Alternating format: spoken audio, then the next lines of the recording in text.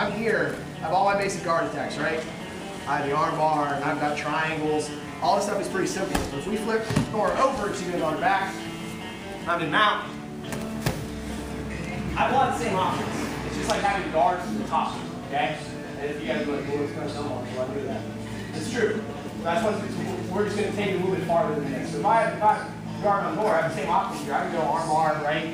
I can start going with triangle, I can start fishing this through. I can take it a little freaky, a little more weird.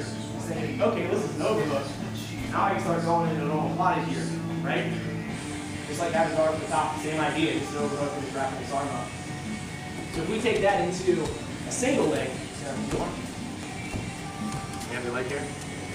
So it's a single leg position we've been working on a lot here. I got my legs nice and pinched, I got my head inside, I have her arm wrapped up, okay? So this is technically an underhook. Even though it's down on her leg, if we just slide this up, this is an underhook. Nora actually wants the underhook instead of me having it, so she's trying to fight it in a lot of times. So if I did here, this is technically an underhook, right?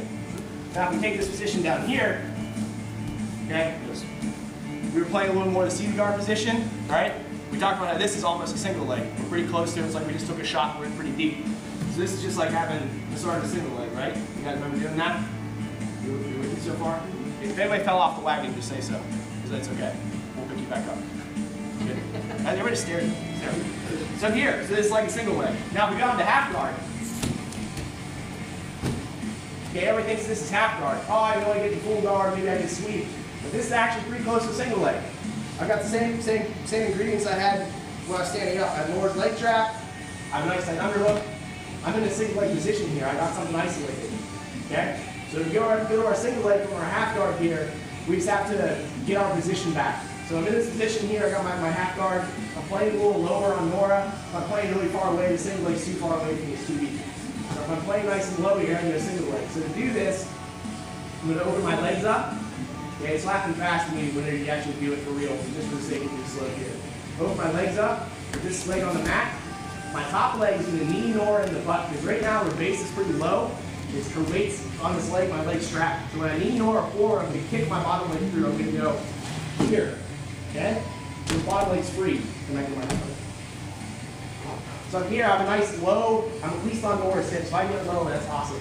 But I want to be at least on Nora's hips around the lower back here. Open my legs up, just knee her in the butt, and get her to pop forward. I want her weight off of her hips so she's rocking up. And as I do that, my bottom leg kicks straight. Boom, here. So I'm going to wrap this leg. Now look how straight this leg is. Here I can just roll right up into my single leg. Then I can come down here in the angle, set my table, finish my takedown. So it's just like having a single leg from the top. All the mechanics are there.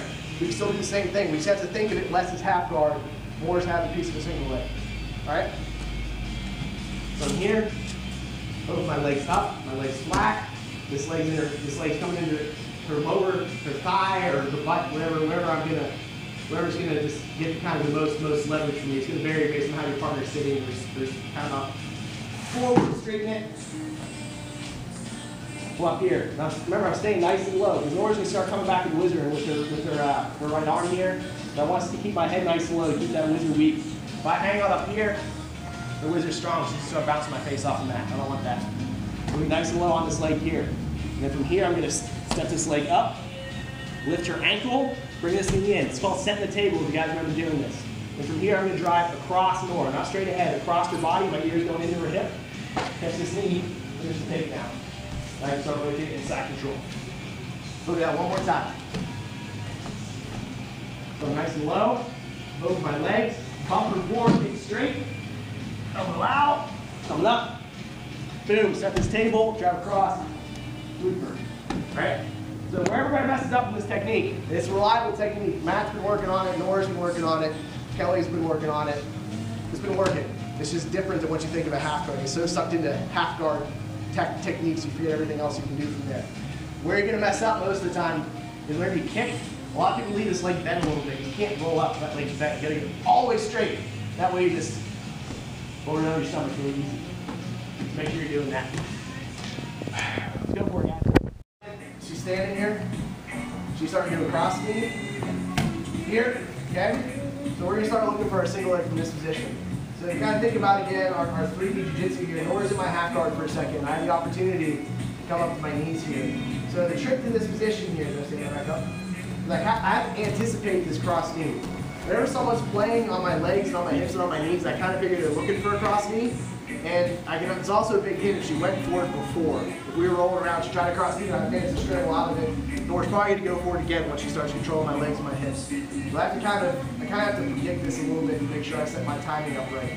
The next thing I want to look for here, when Nor's coming in, I have to win this underhook battle. If she gets an underhook, game over, we won't pass no guard. Alright?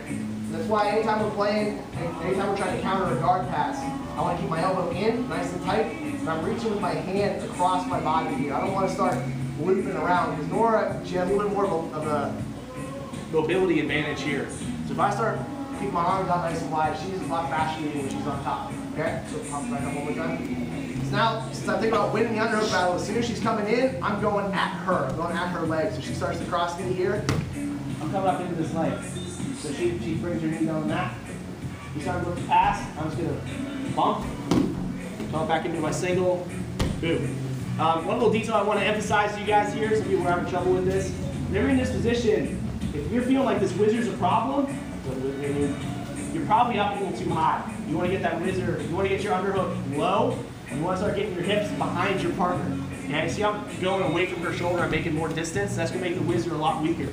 It's also important here by going nice and low on this leg, is straddling it here, so I take her omoplata away from her. If I get lazy and hang out here, I'm going to pull through, trap my shoulder. So anytime you go single, you got to get on top of that leg to kill it, take her mobility away from her.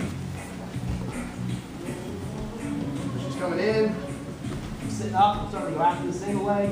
Boom, knee her forward, get this leg, pop it, come through, drive set the table. Alright? So then again, this works, I do it all the time on high level guys, purple belts. This is a good move. Sitting up, getting this knee in the butt is the key, knee in the thigh. Getting that weight popping forward, because here Nora's strong. If Nora keeps the leverage in this position, she can start flattening out, keep her pressure down, and just drive that cross knee through. That's why I got to disrupt her base a little bit, get her weight off her hips, get it up forward, start coming out. If I don't mess with her base, she's just going to drive her pressure in because she has a big leverage advantage there. As soon as I get her to spread out a little bit, I'm a lot safer, I have a lot more options. So make sure you use that knee to pop through. Does anybody else need to see that again? One more time. Yes, sir. Same thing you're doing in half guard, just a little bit faster. Coming up, get my underhook nice and deep, right around the leg. Knee, here, getting this, going here, okay? Guess a side note here, if you guys are doing this in the gi, you gotta be really careful about this other hand. If Nora gets my sleeve here, you just pull this arm up and flatten me out. Right? So if you're doing this in the gi, you gotta make sure this arm's free. Just an aside for everybody likes where it comes. Alright. So Nora is running here.